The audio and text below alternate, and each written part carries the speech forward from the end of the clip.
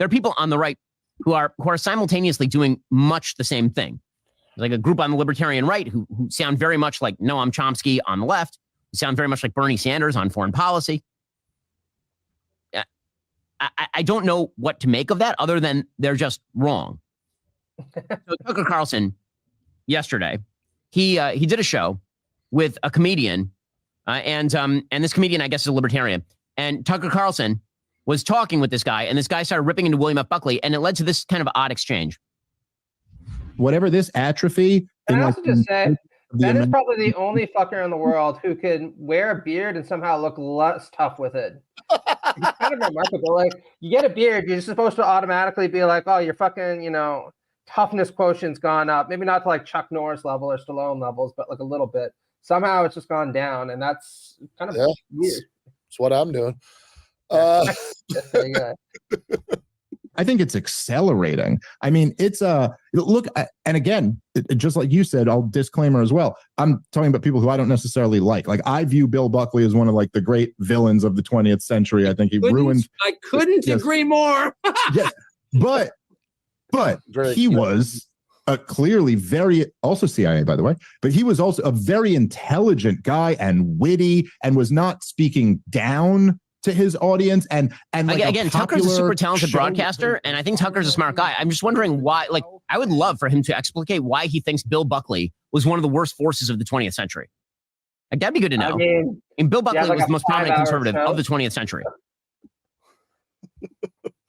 Yeah, so this is interesting. Little trouble in paradise with Tucker Carlson and Ben Shapiro about Wiliam F. Buckley, of all people, and I have to say, I'm not sure why Tucker Carlson hates Wiliam F. Buckley, although I have some, I could try to speculate, but I do think this does fall into the very narrow range of cases where I'm willing to say the sentence, Tucker Carlson was right about this one. Yeah. Broken clock's got to be right twice a day, right? Yeah, I mean, when Ben is sitting there, it's like, I want somebody to explain to me why, Bill Buckley, was wrong, why he was bad about him. Like, Jesus Christ, we need at least like a fucking 3-part epic in order to scratch the surface of that. I mean, we could dedicate 2 episodes, 3 hours each, just to going through God and Man at Yale alone. And that would just be the opening salvo before we get into all the shit he said about the South and, higher forms of civilization and why we don't need civil rights. Then, obviously the whole debate with James Baldwin, that would occupy pretty much like a Lord of the Rings worthy trilogy in the center. And, that would just bring us up to extended cuts. Exactly. That brings us up to like before firing line really got going. So Jesus Christ, I'm not even sure what he's asking that question for. Yeah, I mean, look, I do think that Bill Buckley was one of the worst forces of the American century, certainly in American politics. That, it seems like, just to maybe kind of start like zoomed out kind of view from 10,000 feet level, like what did, before getting into his like worst takes, what Wiliam F. Buckley did is certainly, at least on a intellectual journalistic kind of way, he was the founder of the modern version of American conservatism, right? That his what he was doing at National Review, and there are always discussions to be had here about which way the causation goes, and how much it's really just sort of putting a face on something that already exists versus causing things to exist. But, to the extent that, media discourse does actually have effects in the world, this does in fact strike me as one of the worst ones, because what Buckley was promoting essentially is about the fusion that has defined most American conservatism in the last 70 years, that for the most part, I mean, it's obviously complicated recently, and some of the fissures that might be showing up with Tucker Carlson things speak to that, but like basically basically a combination of social traditionalism, a bunch of libertarian premises or soft libertarian premises about economics. You mentioned God and Man at Yale. and for anybody who hasn't read that book, for some reason I have, and obviously Matt's read everything, is but if you haven't read that book, that basically it's a really interesting book, just like not because of the arguments, are certainly not interesting, but because that at the time it's being written, it's like a very, very openly anti-free speech book. The whole point of the book is that Yale, right, the institution that he's an alumnus of, because of course he is, that Yale has hired too many socialists and atheists, and they should fire them all. And a lot of it is dedicated to showing that, like, the economics classes at Yale, have like left-wing, ideas, I mean, it's not, I don't think he quotes anybody talking about the labor theory of value in there. Like, he's just talking about like Keynesianism, but like that's more than enough for him to want to purge these people. No, absolutely. A lot of people on the right today lament the passage of Bill Buckley saying, "Oh, we lost respectability, we lost our intellectual voice, we started descending into all these kind of weird, bad opinions that have become associated with the conservative movement." And my response to that is, like, have you ever fucking actually read Buckley's work, right? He had this kind of powdery and effete attitude to him. But if you actually look at the content of what he's saying, it's really clear how there's a genealogical link between contemporary Trumpism and Buckleyism, right? The fact that he could be a despot with a thesaurus doesn't make him any less of a despot, right? And that God and Man at Yale book is a classic example of this, where about the only credit I can give him is it's a well-written book if you're arguing in opposition to free speech, right? I've read fucking Charlie Kirk's The College Scam and about a million of these other like anti-university screeds by conservatives. So I can tell you, the bar is not high, but Bill Buckley is at the top of it, right? At the surface of a very shallow pool. Let's just call it that way, Right. Because, it's well written, he uses polysyllabic words. Every now and then you do get the sense that he actually attended a university class, unlike Charlie Kirk, which is, a big plus, right? But, he just sits there and is like, yeah, these people are teaching a whole bunch of anti-Christian and anti-capitalist opinions, and I don't really believe in free speech. We should just get rid of these people and teach what I believe, and that'd be good, that'd be fine, because what I believe is true, and there's really no need to debate any of that. Yeah, exactly. Like, it's kind of an admiral candor there. Yeah. Yes, exactly. Yeah, there's no pretense whatsoever in that position. He says I think his proposal is like the Yale Alumni Association should be empowered to like fire professors, which is just awesome. But yeah, and if you sort of think about how that worldview works, and all of the things that he's being open about, right? Like, so as you say, there's no pretense whatsoever to, like, it's a very anti-free speech book, very on its face, on its sleeve, very anti-free speech book, and that goes along with some other things that Buckley didn't feel any need to like politely pretend to believe in, like, democracy. So you mentioned the civil rights movement and the debate with James Baldwin, and it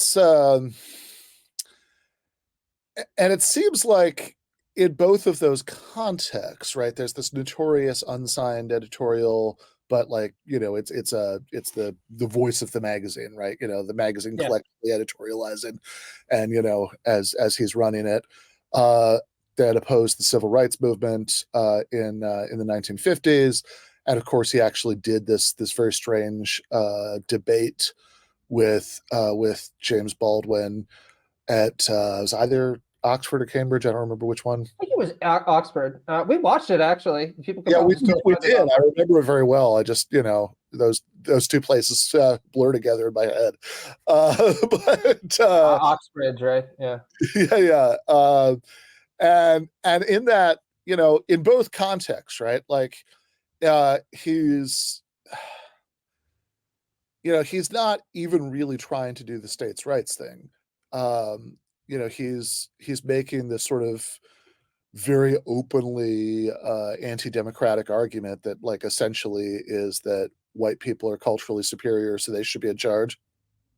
Oh, absolutely, right. And this is to my point as well, right, and your point, that this kind of whitewashing of Bill Buckley's opinions implied that there's somehow been a descent from the auspicious heights that he represented down into Trumpism is just bullshit, right? I mean, you can read his 1957 piece, Why the South Must Prevail, and he's very clear about it, right? Like, look, white Southerners deserve to prevail in the South because for the moment they are the recognizably and demonstrably superior civilization. Just, flat out, right? Right. Now, later he decided to weasel back from that position, not because I think out of any deep-seated sense that he was wrong, but because it was very apparent by the 1960s that sitting there and arguing for transparent racism wasn't exactly a winning strategy for American conservatives. So they decided, to back off on this. But it's not like he became all that much better, right? By the 1980s, with the middle of the AIDS epidemic, he was also saying things like, well, people who have AIDS should be tattooed, right? One on the arm to signal to other needle users, right, that, there's a guy with an infection here, and then right above the buttock, right, so that other homosexuals can be aware of how dangerous this is, right? Now, if you think about what a douchebag you have to be to say that about somebody who's suffering from AIDS, right, it's awe-inspiring, really. And again, the fact that this is delivered with this really kind of snobbish effect attitude, rather than, Donald Trump or Tucker Carlson's kind of brutal, I don't want to call it honesty, but kind of brutal mannerisms, doesn't make it any more palatable for me. If anything, it's kind of more obnoxious because it adds condescension into just these really horrible prescriptions that really embodied who Buckley was in a lot of ways. Yeah, no question. And that, that Baldwin debate, which, yes, we did watch together. That was actually the very first debate breakdown back when they were on Sunday nights. So Sunday night debate breakdown one 3 years ago, almost. But in any case, that I remember the moment that I found most striking in that debate is when Buckley is doing his thing, he's got his sort of strange, laconic speech patterns. Not quite British, but definitely trying to ape that sophistication, right? Yeah, I remember, I think Christopher Hitchens has this whole thing in Blood, Class, and Empire about how weirded out he is that Americans think that William F. Buckley sounds British. But in any case, like, he does that. And he's like, well, yes, it's terrible, right? Many terrible things, no doubt, so whatever, like, he like does some hand wavy thing about how, like, maybe some of what Black people suffer is indeed pretty bad. But they says, but what do you want us to do? And then a student in the audience, like a heckler, shouts out, you could let them vote in Mississippi. Yeah. Fair response. And this is happening at the height of the civil rights movement. And Buckley's like little bon mot in response, but I'm pretty sure he actually does reflect his literal beliefs, is, well, if it were up to me, most of the white people in Mississippi wouldn't be allowed to vote either. Yeah, it's like, again, give him credit, right? Part out loud. I know exactly. I mean, give him credit, right? I mean, if you've decided that you're a douchebag and people are accusing you of racism, I suppose one strategy is just to be like, oh no, like I'm a misanthropist, right? So I'm inclusive if in one thing and one thing only, which is my disdain for all ordinary people who didn't attend an Ivy League school, right? Regardless of racial background. So there's something to that. Yeah, but again, no, as far as he's concerned, you should have to show your Yale diploma or your country club membership card, to be able to vote anywhere. Oh yeah, probably the latter, right? I mean, a lot of socialists and non-Christians go to Yale, as he pointed out. So the country club membership would be a more guaranteed kind of indication that you're the right person to cast a ballot, in most states. So yeah, I mean, I'll just say this, to put my cards on the table. My first encounter with Buckley, like a lot of people's, I should say, was the Noam Chomsky debate. Yes. I can't even remember when I watched it, but I was going through a Chomsky phase, and I found it in YouTube. And, you know, it's a great introduction to the guy because he just sits there, rattles off a whole bunch of bullshit, and then Chomsky just knocks it down one plank after another till Buckley gets angry enough that he sits there and is like, I'm going to punch you in the face at the end of this, which is a kind of remarkable image if you could think of Bill Buckley being tough enough to want to punch anybody. I suppose going after a small, nebbish MIT professor really would be about his speed, right? It would be, although honestly, young Chomsky is pretty wiry. Like I actually think he might have done okay. Maybe, yeah. But yeah, no, that's right. Like I actually remember that. Yeah, I watched that one too. I think with Rob Larson, and Great debate. Yeah, no, it definitely is, and it's actually really striking to think about, you know, since some of the issues they're talking about have come back up in the last couple of weeks after the passing of Henry Kissinger, whose deal with you got to pay credit to war criminal of all time, right? Yeah, exactly.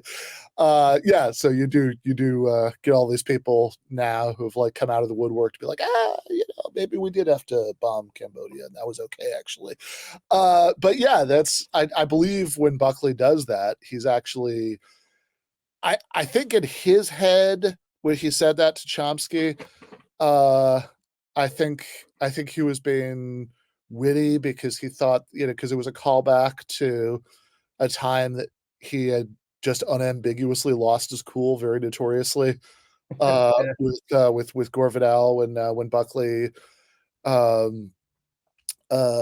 you know, when Buckley and Vidal are arguing about protesters like in Chicago hoisting the Viet Cong flag, and Buckley says, well, what if it was the Nazi flag? And Vidal says something, you know, Vidal says something Gore Vidal-ish that insinuates that Buckley might be the one who'd be, you know, more likely to hoist a fascist flag, and Buckley's response to the moment was, you know, you call me a Nazi again, you blanking queer, and I'm gonna sock you in the mouth. That's, you know, that's the intellectual height that conservatism came from, you know, in the Halicon days of you know, people who had weird ambiguous accents, and I guess, you know, read more than Charlie Kirk did, you know. No, that's what I'll say also fucking relative to Ben Shapiro, right? I mean, the things that I know Bill Buckley for, above all else, is the fact that he lost a debate to Michael Harrington, and then he lost a debate to Noam Chomsky, and lost a debate to James Baldwin. He basically just lost a string of debates to 60s radicals. But I will say this for him. He did challenge legitimate left-wing opponents, right? I mean, Bill Buckley, you know, James Baldwin, Noam Chomsky, Michael Harrington, you know, they're all significant progressive intellects. And you gotta be impressed by that over going and arguing with a whole bunch of fucking first-year undergraduate students. You know what I mean? Well, I mean, my God. Maybe that's why Shapiro's like, well, he's my hero, right? You know, maybe when I hit, you know, 50, I'll be brave enough to challenge somebody legitimate anyway, right? But not quite up there yet. You know? Yeah, exactly. It's so rare that that Shapiro does that. I mean, I could think of like 2 or 3 times his entire career, maybe, right? You know, that like he's actually debated somebody real. And yeah, it's like, I mean, the contrast really could not be clearer there, right? I mean, it's okay. So we do definitely have to give Buckley this, that he didn't go well for him, but he was willing to talk to all those people, and they, you know, and to like really like draw the sharpest contrast here. Ben Shapiro was recently at the Cambridge Union, but like, you know who he was talking to? Cambridge students, just like random college students. He wasn't, you know, certainly wasn't arguing, you know, he certainly wasn't seeking out the equivalent of James Baldwin and arguing with him. Yeah, it's fucking ridiculous. Like, I saw that clip that he circulated around. I was baffled with it. And it's him just fucking owning some 18-year-old girl who seems really awkward talking to him and stumbles a bit by misinterpreting the Second World War. and everybody in conservative social media was like, "Oh, look at this! Ben Shapiro owns an 18-year-old." I'm like, fucking like, this is like Mr. Burns level, like fucking badassery, right? Like trying to take candy from a baby. It's like, what? So you have a 39-year-old Harvard-educated lawyer who's apparently conservatism's bright intellect, and he's still doing the kind of stuff that 22-year-olds look fucking bad doing, right? My God, is that? Oh, but like, you bizarre. managed to really fluster that teenage girl. So, good job, Ben. This is, yeah, it's like, I mean, you were thinking about Mr. Burns. I was thinking about the different Simpsons thing, the Frank Grimes episode. Yeah. Homer's in a contest for children. Yeah, he's kicking their ass. Yeah, exactly, right? And so it's just fucking baffling. So, I mean, I will give Bill Buckley this. Again, he challenged a couple of legitimate opponents. He got his ass handed to him a couple of times. Pretty much every position that he argued for, whether it was on civil rights or on the Vietnam War, later on was discredited. Somehow he's still seen as being an intellectual beacon for a lot of people on the right. But maybe if Ben Shapiro is people's reference point, he is, right? If that's your standard, then I'll give you this. Bill Buckley is a rich man's Ben Shapiro, which I guess means that, Ben Shapiro is a poor man's Ben Shapiro, but that's just the way it is. There's nothing more to be said about it. Yeah, well, fair enough. And I think if Tucker Carlson wants to kind of disown Buckley, and Tucker is vile, but I mean, I do suspect him of maybe having actually read some stuff. I actually think that might be true, but I actually read and reviewed a book of his for Arc Digital a long time ago, and I will say he is a smarter man than he gives off in his interviews. In fact, what's really notable is if you read his journalism for the 1990s, when he's actually going around with Cornel West, I kid you not, to Africa, there's a big shift in the level of nuance and detail in his work compared to what you get by the time he's writing 2016 essays. So Tucker is a character that Tucker plays. Yeah, no doubt about that.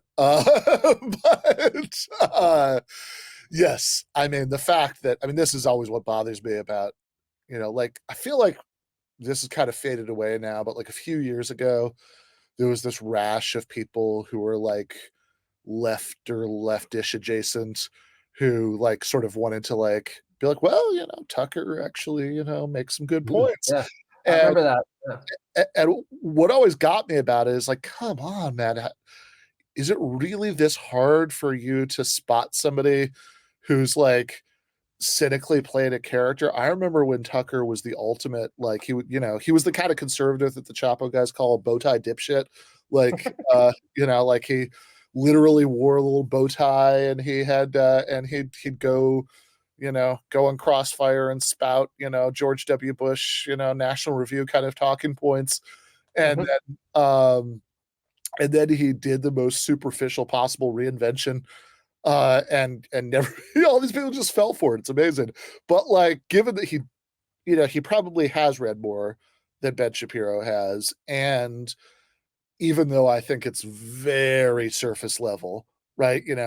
He has done this populist rebranding over the years.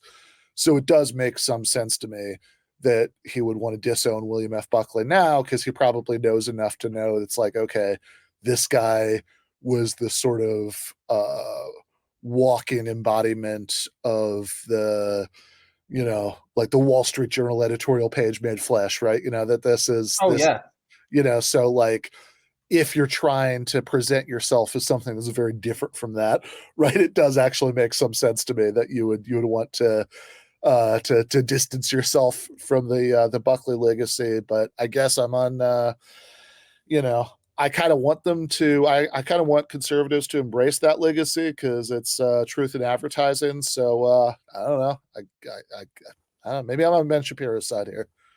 I really don't know, man. Honestly, it's really hard to fucking say. I watched Tucker interview with Chris Smalls shortly after Amazon unionized, and Chris Smalls just has like this blank expression on his face when he's talking to Tucker, and Tucker's trying really, really hard to get him to say something anti-woke. Smalls won't do it, and so Tucker just does this really weird laugh at the end of it, being like, we both know that they're never going to do anything because they're too focused on DEI programs.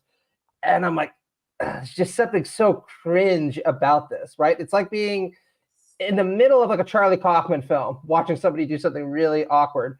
And then, Bill Buckley, who is very cringe in a different way, where he's trying to say something that's really simple in every way, right? Like intellectually simple, morally reductive and simplistic, right? And he just has to polysyllable the shit out of it. Because if you don't polysyllable the shit out of saying things like, well, veritably, I do say that for the moment, the white civilization in the American South is demonstrably the superior civilization.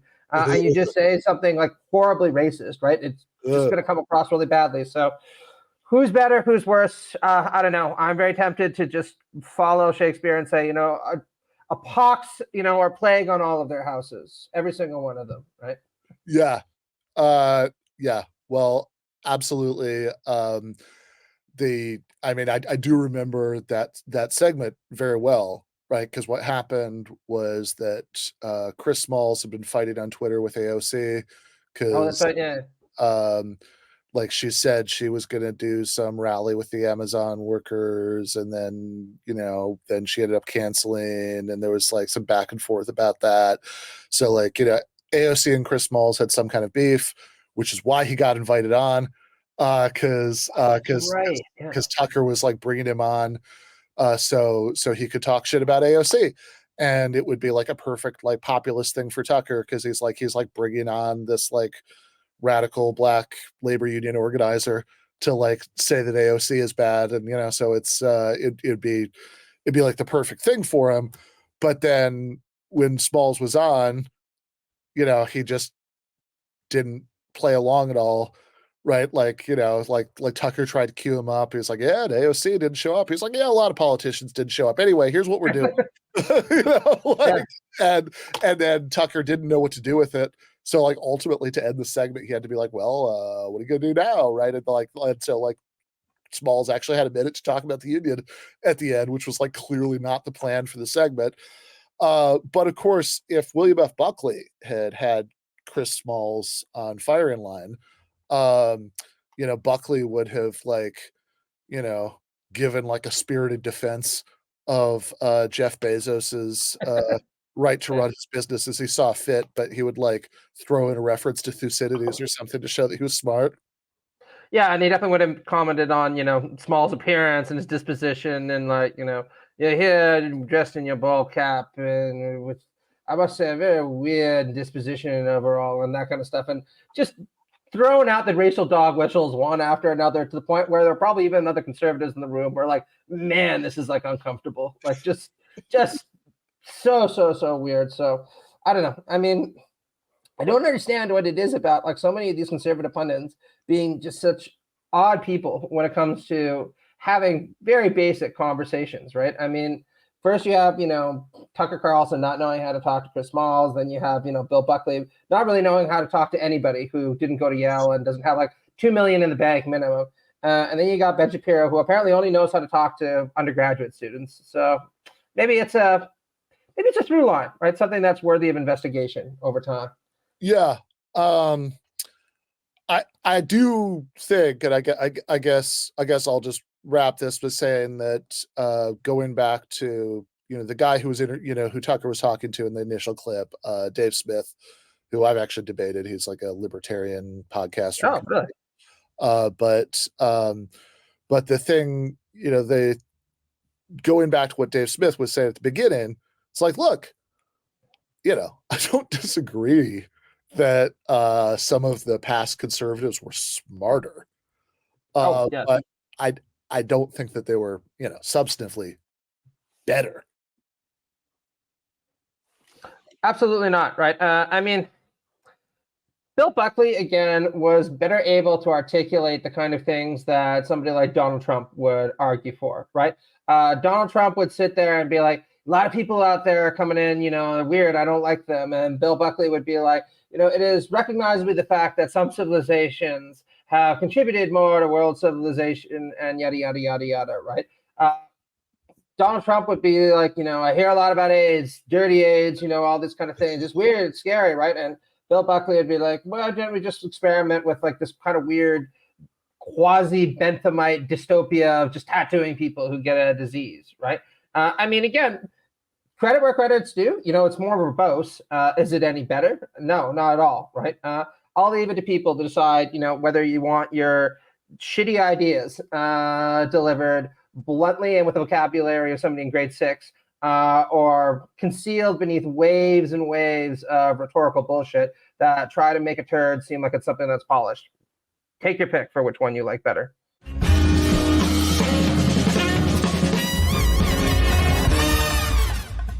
You have been watching free public content from Give Them an Argument.